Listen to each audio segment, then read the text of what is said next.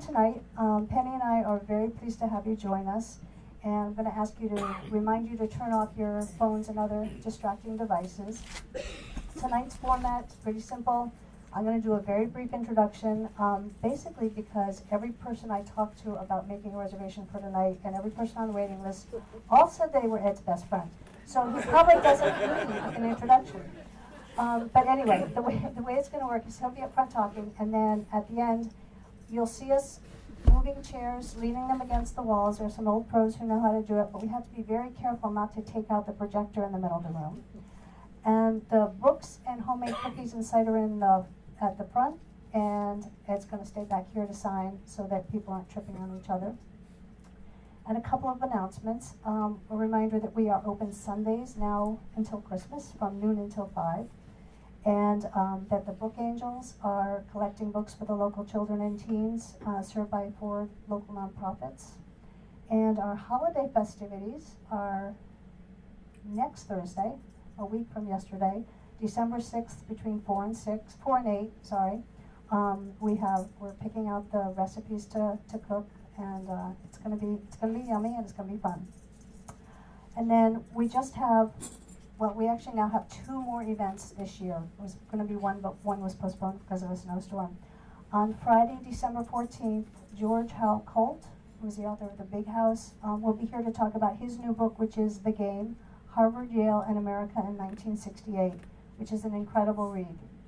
And then on December 19th, which is a Wednesday night, we'll be over at the church with Madeline Kunin, and she's going to talk about her memoir, Coming of Age, My Journey into the 80s. We're setting up events for the spring, and for those of you who aren't already on our newsletter, that's where you get the hint to come and make a reservation early so you get a seat. So sign up. But tonight, we are very happy to welcome Ed Koren to the Norwich bookstore. He was born in New York City, attended Horace Mann School and Columbia University. He did graduate work in Paris, and he received an MFA from the Pratt Institute, and I understand he was on the faculty of Brown University for many years. He actually has lived in Brookfield with his family for 30 years, and in 2007 received the Governor's Award for Excellence in the Arts, and he was honored to serve a 3-year term as Vermont's 2nd cartoonist laureate, and Vermont is the only state in the nation with a cartoonist laureate, which is quite a feather in your cap. And his cartoons, which are known to many of us from the more than 1,000 published by the New Yorker, they draw on his New York roots and his Vermont home. And I want to mention that this book is published by a small new Vermont publisher, Button Street Press. As Ben Cohen writes in the introduction to this book, his cartoons beautifully capture the duality of rural and urban life. He's got Vermonters looking at city folk and city folk looking at Vermonters. Ed has also contributed to many, many, many other publications. He's written and illustrated several books for children and also other genres. His work is in many permanent collections, including at the Rhode Island School of Design Museum, Princeton University Museum, and the Swan Collection at the Library of Congress. Please join me in welcoming Ed Koren.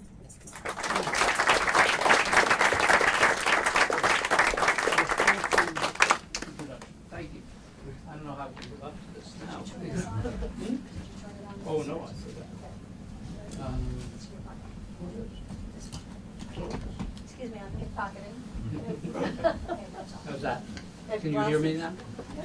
I was told that if I didn't have this.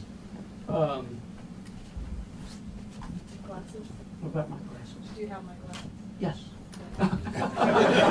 This is a family problem. The elusive glasses. And my wife Curtis, who's doubling as my tech assistant. We're always looking for glasses. At any rate, thank you for coming. Welcome, all my best friends. Everyone here. This is the format I'd like to follow here is simply this. Not being an author of words, either poetry or nonfiction or fiction, in which readings are generally from the book and all verbal. I'm going to do a little hybrid here and show you some work, and my reading is going to be reading from the captions.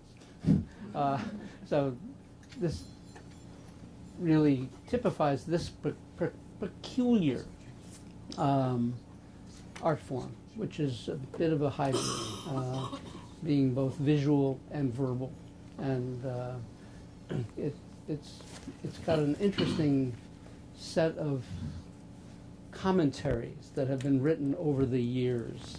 The most interesting one to me is that written by Dorothy Parker as an introduction to the preface or introducing a book by James Thurber. It was published in 1932. And she wrote what I think of as the quintessential description of a cartoon, in which the literary and the visual come together on this bizarre art form. It's really most unusual.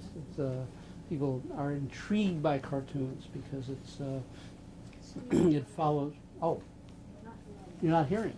We're not hearing you in the back. Oh my God. How's that? What about this one?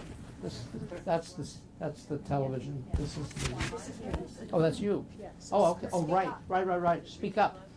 Okay, sorry. So Dorothy Parker, she was in 1932. Wait. Sorry, I'm to interrupt. The glasses, I see, because you can't see. I thought they were their distance glasses. This is the stuff of a cartoon already. Anyway, Dorothy Parker wrote about it. Thurber, who was one of my, gods, and upon whom I grew up wanting to imitate and study for his technique. Thurber deals solely in culminations. Beneath his pictures, he sets only the final lines. He gives you a glimpse of the startling present, and lets you go construct the astonishing past. So it's let's go to the first one. In fact, so this is really an autobiographic. It's like a self-portrait. And shall I read these captions as if I were an author? Okay. So from left to right. What's so funny about that? I'm sorry, but I don't get it. Where do you get your ideas? Got a minute? Here's a great idea for a cartoon. How long does it take you to draw one? Hey, that's my husband and me. I love it. So it's all compressed in this drawing. I mean, the people who are the most, who I think would take the most offense at what I do, because it's satirical and it's somewhat mean-spirited. It's also loving. It's a lot of different aspects of my take on as a cultural anthropologist, an amateur cultural anthropologist, and sociologist, and psychologist, all together. But the people who would most take offense are the ones who most love this kind of work. And it's really has intrigued me for so long. One of my colleagues, William Hamilton, I don't know if you remember him from the New Yorker, late colleague, wonderful man, who satirized the Upper East Side of Manhattan, the denizens of that. And they were oftentimes cruel. But, as he told me, it's bizarre. The more cruel I get, the more they love it. Ronald Reagan when he was president, had on one of the corridors of the White House bitter, nasty editorial cartoons on him and his reign as president. And he was very proud of them and would love to show them to visitors. So this is a conundrum that I have yet to really understand. Okay, so the other thing, here's the other caveat in this. Okay. One more, well, caveat. How difficult it is to talk about one's work. I once asked Saul Steinberg to speak at Brown and to come up and be a visiting artist, and he said, no, you don't understand. My work speaks for itself. And E.B. White, another one of my gods, said, I write by ear, always with difficulty, and seldom with any notion of what is taking place under the hood. So I don't really understand what I've done a lot of the time. So it comes from odd places and magical ones and so on. So we'll just continue with this quasi-reading, poetry and literature and going out of business. It's a pet shop. This was done quite early in my career. These are cartoons that span many, many years and are brought together by a theme that Margot Zolkin, or my publisher back there, noted that a lot of what I've done has something to do with the interconnection between rural life, urban life, suburban life, and this back and forth dialogue between how we live. And I think everyone, or I would suspect that a lot of people here have kind of segued from one to the other and then back again, and maybe a few steps in either direction. But a lot of us are urbanites even though we live here, and vice versa. We're ruralites even though we came from a more urban setting. So the divide is not anymore what it used to be. When I first came to Vermont, which was in 1951, as an apprentice to a summer theater here, and I got to love Vermont then, but I was also quite aware that I was not of Vermont, but could be, maybe someday. So, this is very recent. It says, our eggs are particularly awesome today. And this was, the idea came from a website, from a farm, a CSA that we live close to, and there were we're close to the farmers, and you might see on the top of the farm sign it says Green Mountain Girls, and it's an organic farm that does all kinds of wonderful things in Northfield, Vermont, and I think on they have a website and something that's part of the new agriculture here is that they have newsletters they send out by email, and one of the emails one week talked about their awesome eggs, and I couldn't resist it. It was something that just comes across my bow now and then, and I think, wow, this is something here. So this is the process that cartoons, how they develop and how they get accepted by the New Yorker or not, and then put into finished state as the first drawing you just saw. But this was let me back up. Every week the New Yorker has what they call an art meeting, in which artists, cartoonists submit their ideas for the week, and some submit 15 or 20, some submit, as I do, 5, 6, 7. But in either case, they go before the editors. They're vetted at first by the art editor, then they're brought before a meeting, what they call the art meeting, every Tuesday, without fail, for years, since 1925, when the New Yorker was first published. And then they have, at the art meeting, they've perused all the drawings that have been submitted, or that have been culled from the submissions, and it could be 100 drawings, perhaps.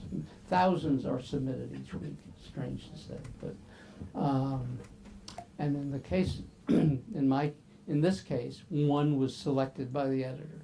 We like this idea, and they call it an okay. And then I go back to the other one if you could. I take that drawing and develop it into something much more theatrical, because in many ways these cartoons are small moments of theatrics.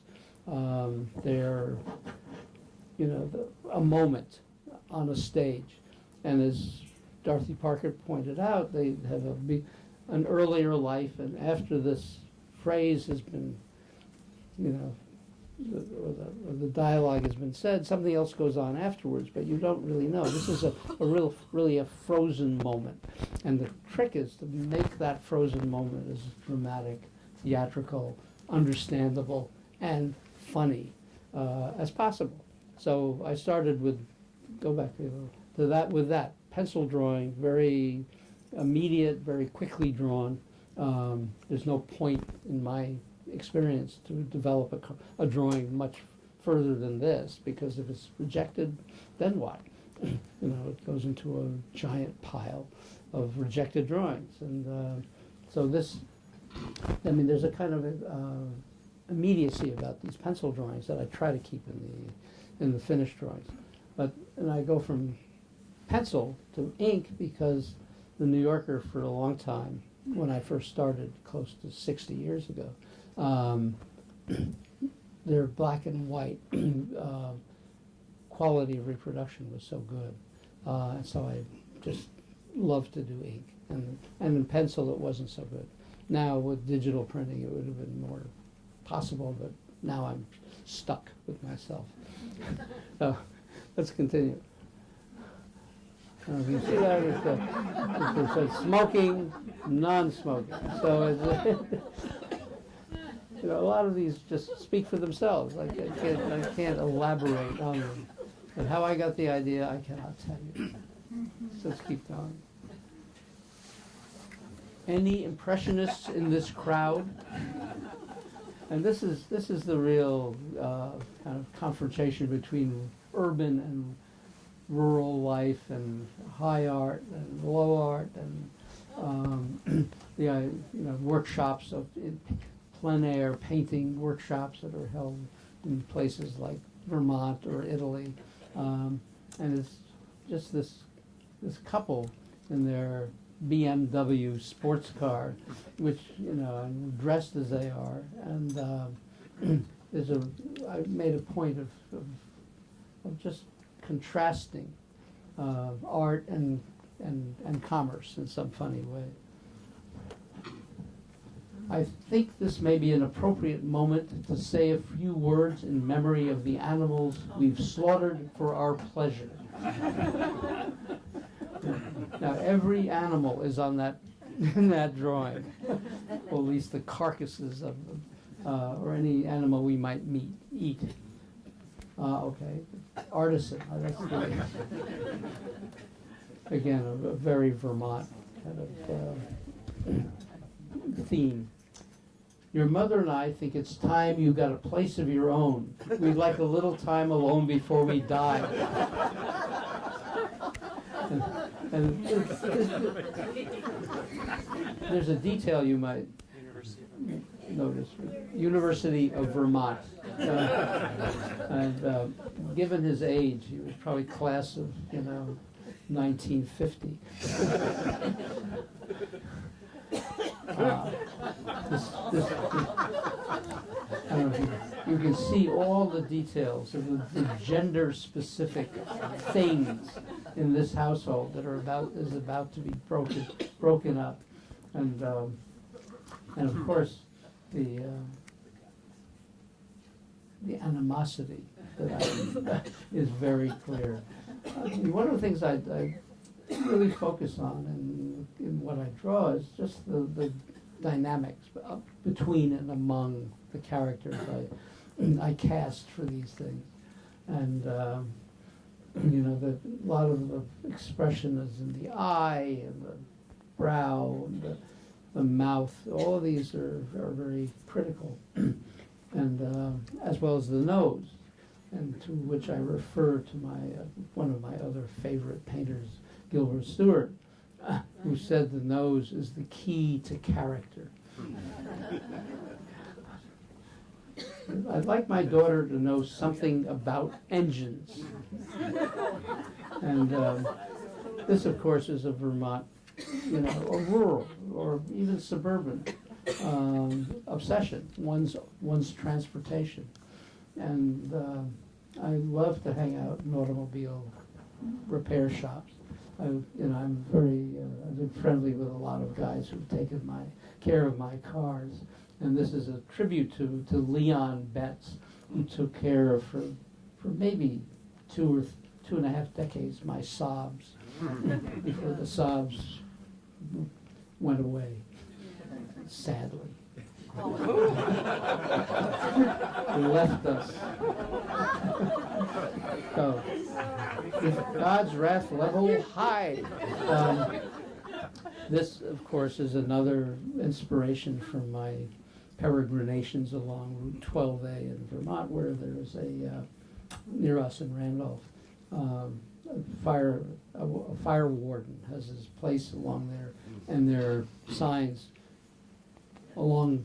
during the course of each summer and fall.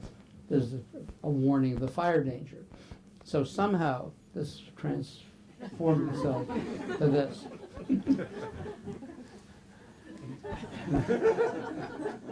Now, oddly enough, that was done a long time ago. In organic eating and all the issues having to do with food safety and food consumption was quite new, but it seems to have survived. And it's another issue with cartoons is that they respond to what is present in our culture at the moment, and sometimes drawings, particularly editorial cartoons, just don't have a longevity at all. I have admired the work, say, of James Gilray, who was an English caricaturist of the late 18th, early 19th century. And while I admire and love his drawing and his etchings, I can't figure out very much the specifics of his fury and anger and engagement. And I'm very conscious of that with what I do, that the references may just disappear. And I only hope that, as with Gilray, the drawing carries gives it much more longevity than the specific and current reference it has. Great for worship then, great for retail now. This, of course. These are all issues that face us here and elsewhere. It's the idea of Vermont being isolated and unique is a nice thing to think about, but it's a little sometimes short-sighted in that these are issues that are besieging the rest of the nation. Hey, this is the quiet trail. And once again, this came from my own experiences. That's me on the left, skiing at Mount Mansfield Touring Center. And one fine afternoon of tranquility and peace, some guy came zooming down on his skis, just like that, talking on his cell phone loudly about some business deal. And I wanted to say that to him. But once I thought of it, he had gone. So this memorializes my anger and distaste for this. How far is 2 pounds from here? So that's my house. And it could well be me raking the leaves, but we at one point, not too long ago, the inn next door to us hosted walking tours of people who would come up and walk the area, the dirt roads of our area. And oftentimes they look like that. They had these little pouches in their, where they carried their things either in front of them or backpacks or that. And they were also really stressing hard. So I just, that resulted to some degree, not from experience, but just from fantasizing what they really were thinking. I'm having my annual reunion with Polar Tech, Thinsulate, Fleece, and my oldest friend, Wool.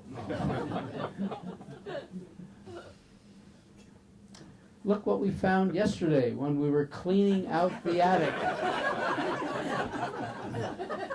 Now this is interesting to think about the premise of the book, which is, this dialogue between, all the rural, urban cast of characters.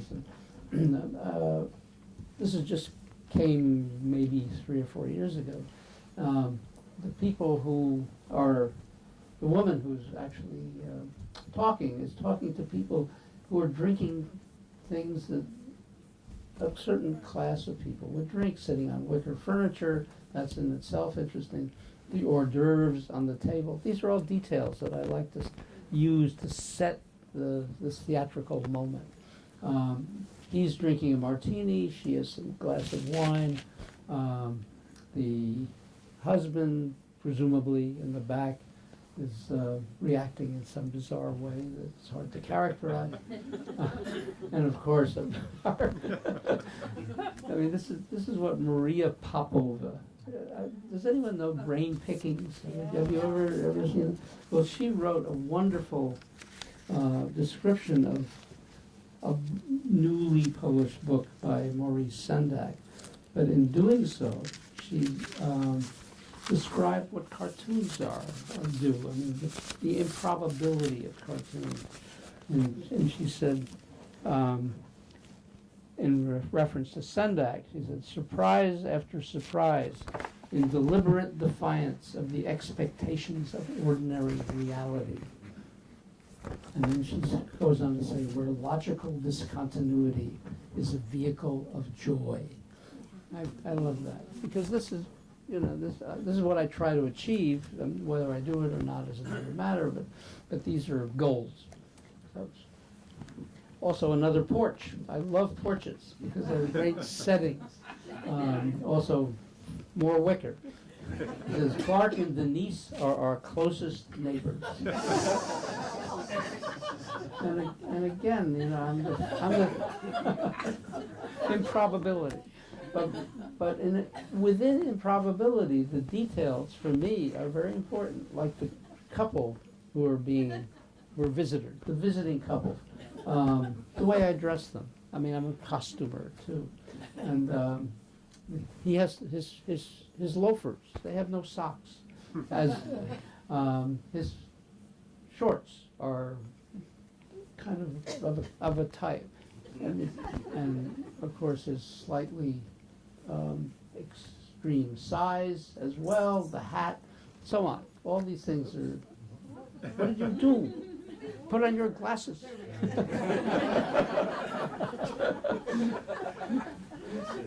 and so on. Okay. Rufus, stop being naughty with Mrs. Curtis.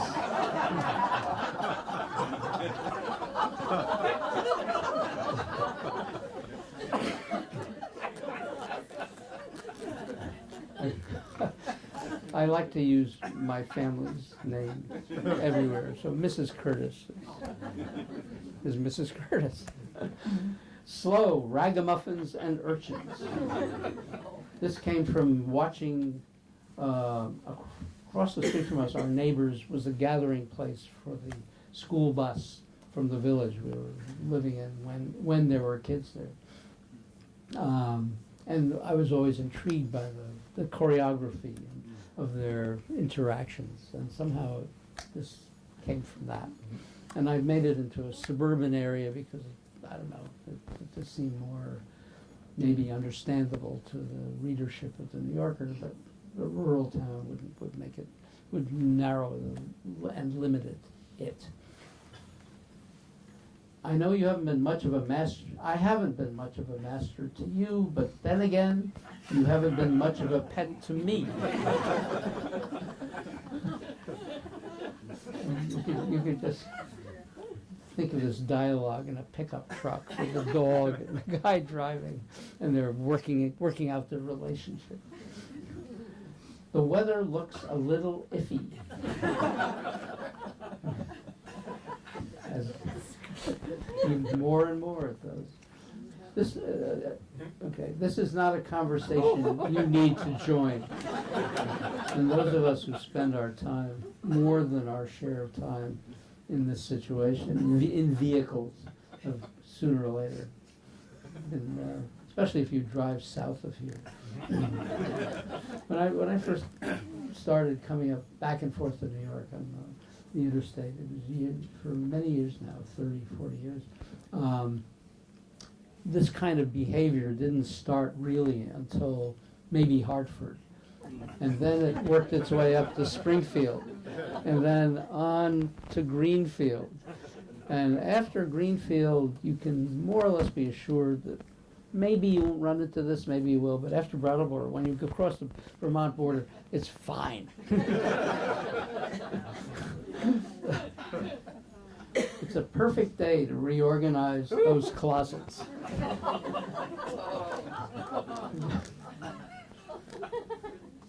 Well, this is not a gallery. So again, here's our cast again, these two urbanites, these sophisticates, these cosmopolites with, again, the BMW sports car. And they're off on a weekend here, this just darling state of Vermont. And there's this store, which is in Randolph Center, Floyd's store. It exists. The owners are friends of mine, or the owner and late owner now. And when I did this because I first thought of the idea when I was down in the Chelsea district of New York, the gallery district.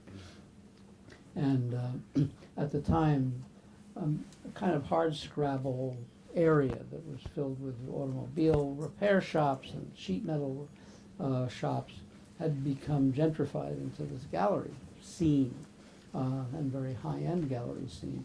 And I walked by on my way to look at someone's show, an auto repair shop that had that sign on its door. And I tried to figure out just how it might make, I could make a narrative out of that. That would be, I could maybe do that, but somehow this came to mind. So I did this, and then once it appeared in the New Yorker, one of the owners, Jan Floyd, said to me, "You know what? People do come into our store asking if it's a gallery." I had no clue. And this is a store with a pot-bellied stove where guys come in every morning and have their coffee and hang out. We're really bonding now, aren't we, Dad? So this is one of those rare ideas that came from someone else, and it was a friend of mine who happened to be canoeing with his son on a flatwater lake, and his son said that to him, and he was so amused by it. He told me about it, and I thought, God, that's sometimes these are moments of where I say to myself, bingo, that really is going to make something interesting and telling.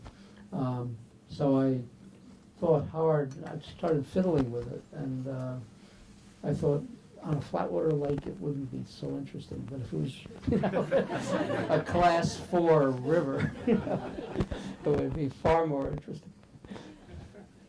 Well, there's your problem. And, again, auto repair shop. As you can tell, the drawing is very different from, that was quite early in my drawing career, my professional, kind of trying to make graphic sense of life. And so it's a bit more modest and somewhat less skilled, I would say. I've always felt that as time has gone on, I've kind of gotten the sense of what make a good drawing. Maybe it's like Hokusai, who said that at the age of 100 I might be able to know how to draw. So I'm working on it. So, wonderful father, devoted husband, benevolent employer, generous citizen, but.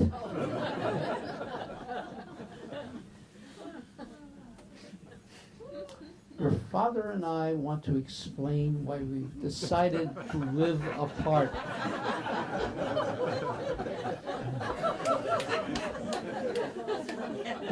This is one of those drawings that where Dorothy Parker's observation holds true. Like, what happened? How did they get there?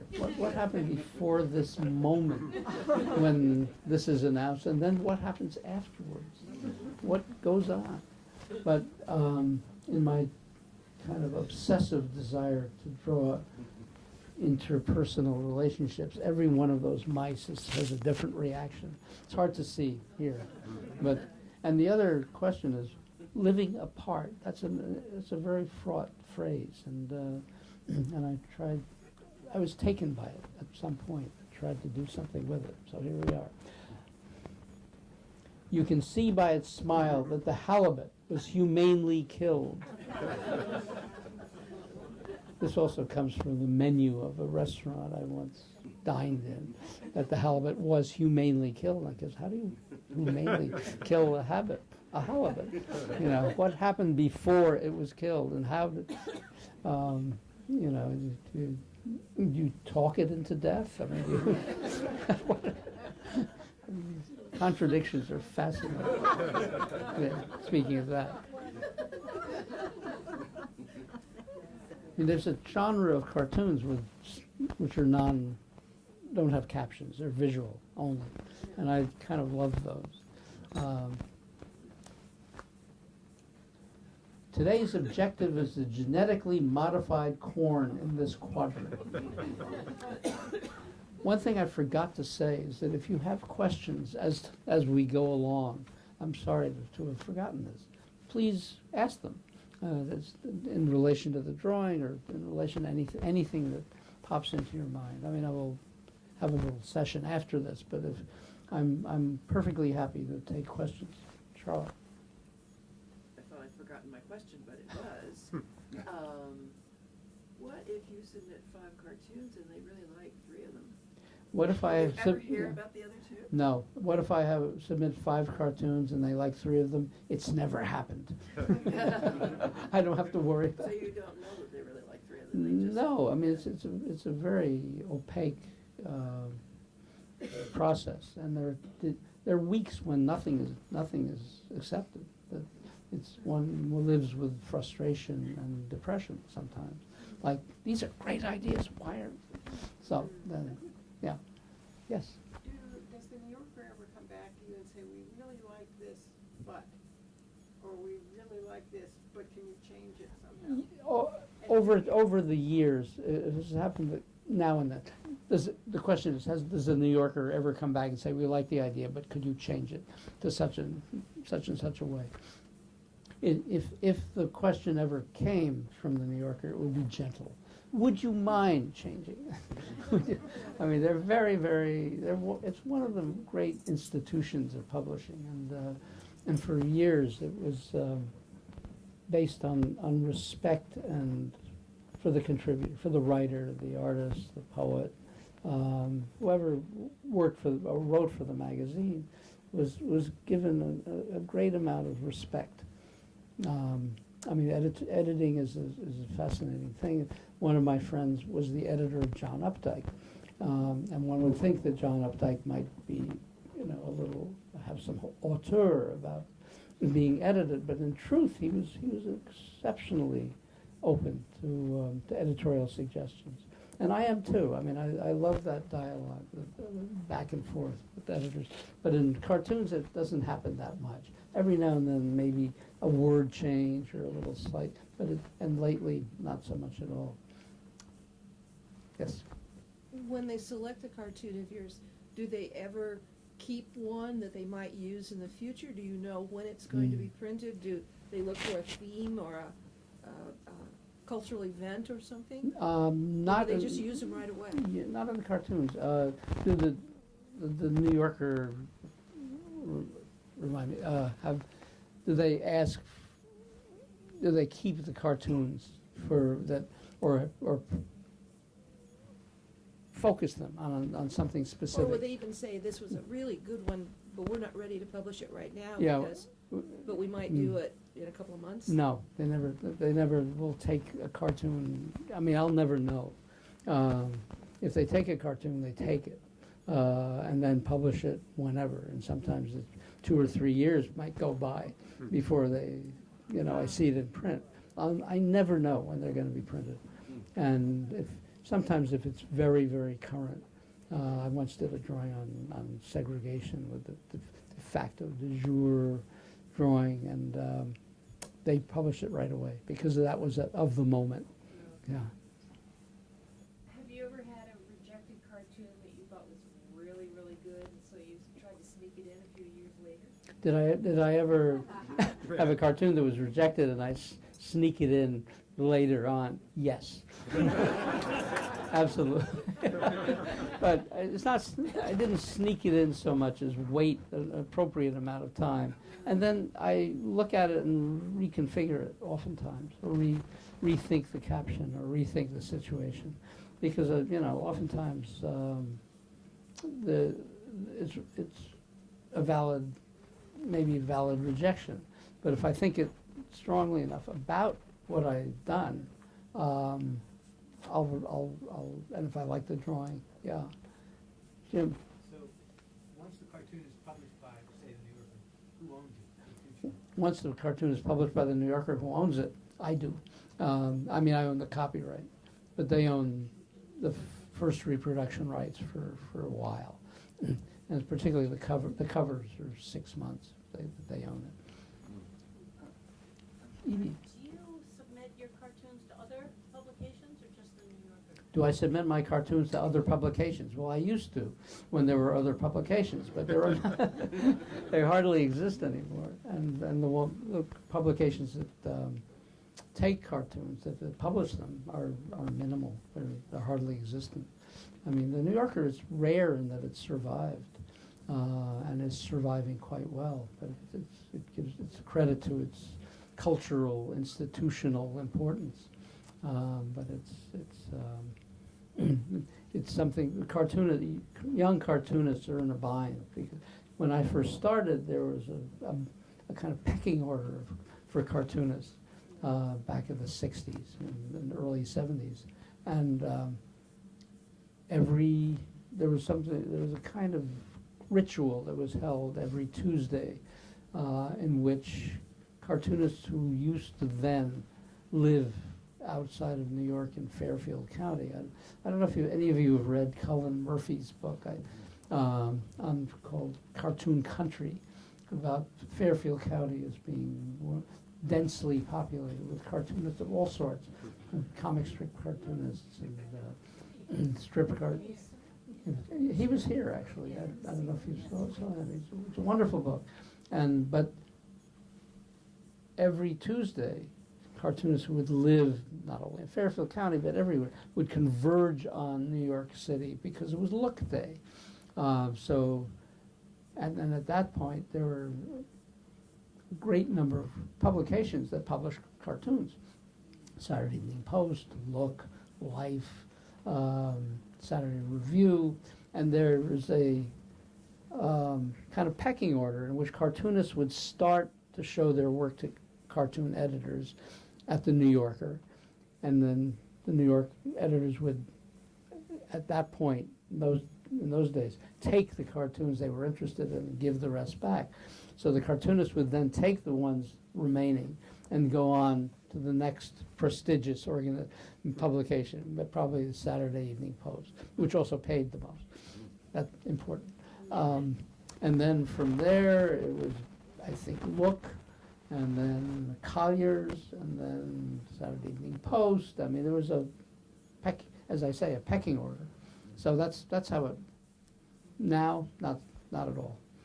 So it's the New Yorker or nothing, or an online publication. You could publish it yourself. Okay, so on we go. Tell them how hard we've worked to protect their habitat.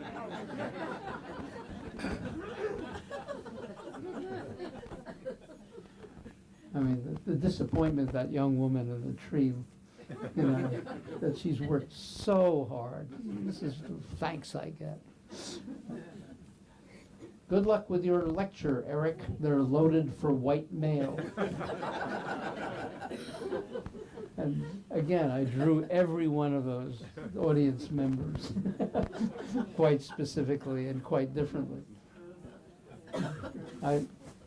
You grab the food, I'll grab the wine.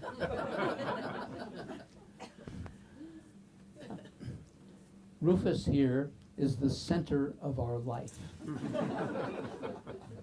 I mean, I'm fascinated by the pet human relationships. I can't get enough of them. It's, paper or plastic? So given my desire to have details in the storytelling that I do to make it even more effective, I went to the bank in which,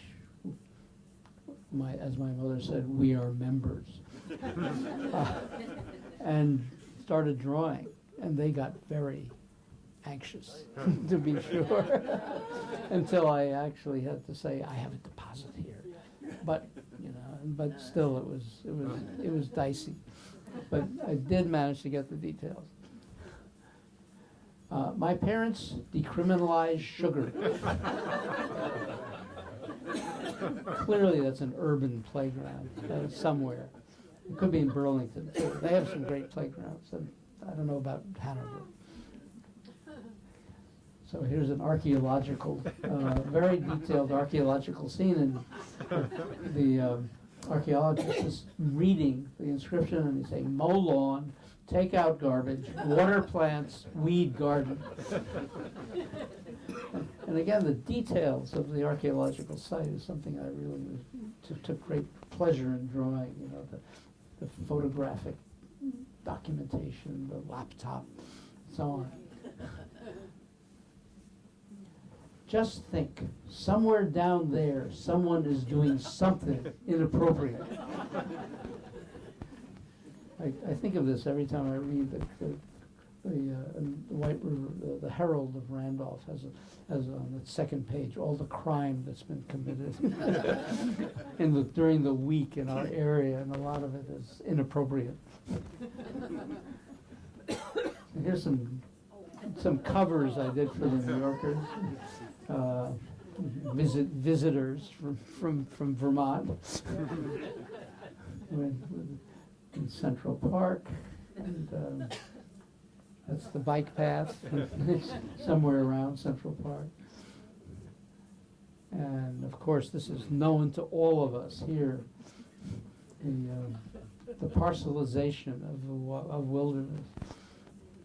And I'm always intrigued by people like mowers on their giant creatures that mowing really literally postage stamps.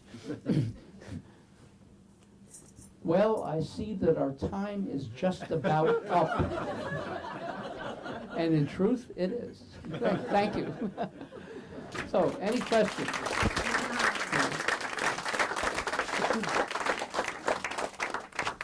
Yes, Jay. Yeah, I was wondering, how was it being poet laureate?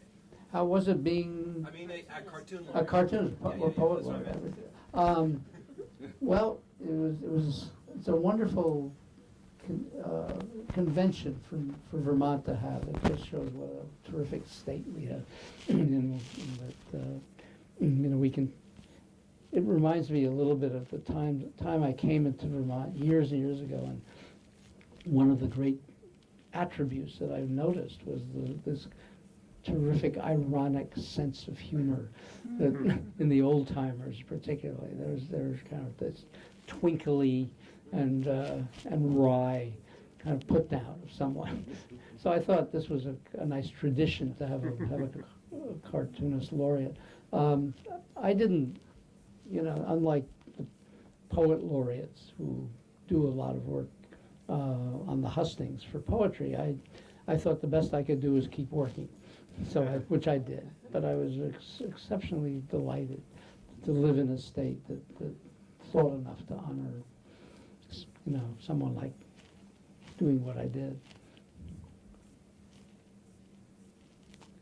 Well, if there's no other questions. Hi. Who are some of your favorite cartoonists? Who are some of my favorite cartoonists? Oh my God, there's so many. Well, Thurber, of course, the New Yorker cartoonist that I grew up looking at, of course, and the great iconic artists who are great draftsmen and unique and individual, each in their own way.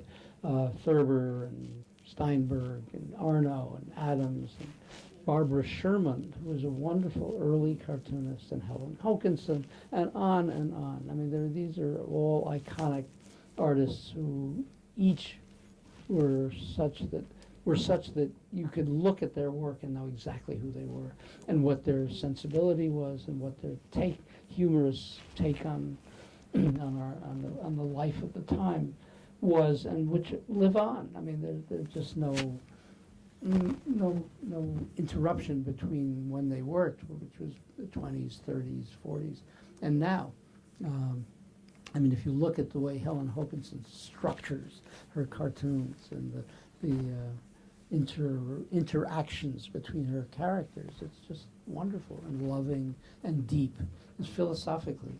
So the ones that I really like are the philosophically rich and psychologically observant and socially alert to all of this and how they meld it all together.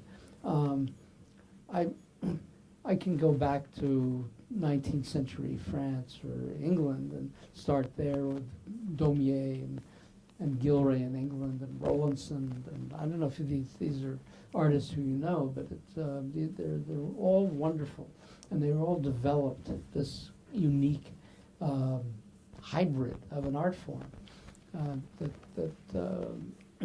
I've studied and looked at and admired and drawn inspiration from one after the other. Granville, another early illustrator who was was important to me because he focused on animals as stand-ins for us, as human animal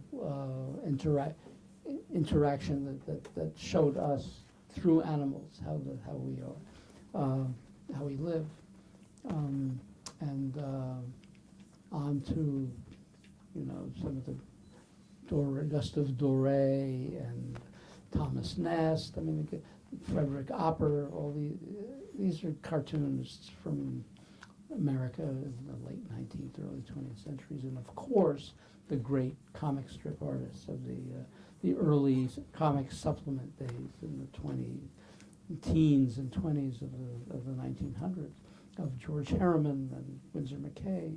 So I could go on. I mean, on and on. I mean, it's scratching the surface. Yes, back there. Do you read, or are you a fan of comic strips, like the newspaper?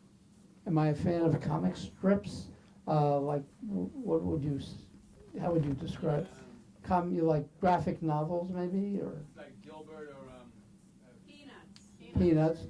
Yeah, to some degree. I mean, it depends on who they are. I mean, I tend to admire the earlier comic strips from the 30s and 40s and 50s, but I'm very Catholic in my interests and tastes. So yes, I in a general way, yeah. Have you ever had one of your drawings used for the caption contest? Have I ever had one of my drawings used for the caption contest? Unfortunately, yes. I in a moment of weakness.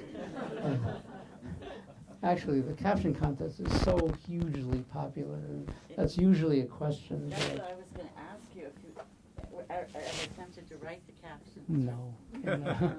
But here's my take on the caption contest. Let me find it, because it has to do with oh gosh, let me see if I can find it. It will say exactly what I want to say about it. And I kept this Oh dear, bear with me, because it's just so, here we are. I reply to the questions about the caption contest, which I really have mixed feelings, not mixed feelings, negative feelings. I mean, Colette wrote this, and at some point, the novelist Colette. Sit down and put down everything that comes into your head, and then you're a writer. But an author is one who can judge his own stuff's worth without pity and destroy most of it. That's my response to the caption contest. So, When they're submitted, are they submitted just as the drawing that you see, or do they submit it with their own captions and then they get selected and thrown in as? I think what happens is that the drawings that have some sort of possibility of interpretation are chosen. I mean, that's what happened with mine. It was I thought it was a damn good caption, but they didn't. So I said, how would you like to, because it was an open-ended visual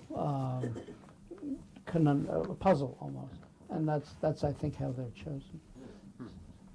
So I regret it. It's like, what is it, the difference between an amateur and somebody who's involved in artistry? The difference in amateur and a professional is that the amateur waits for inspiration.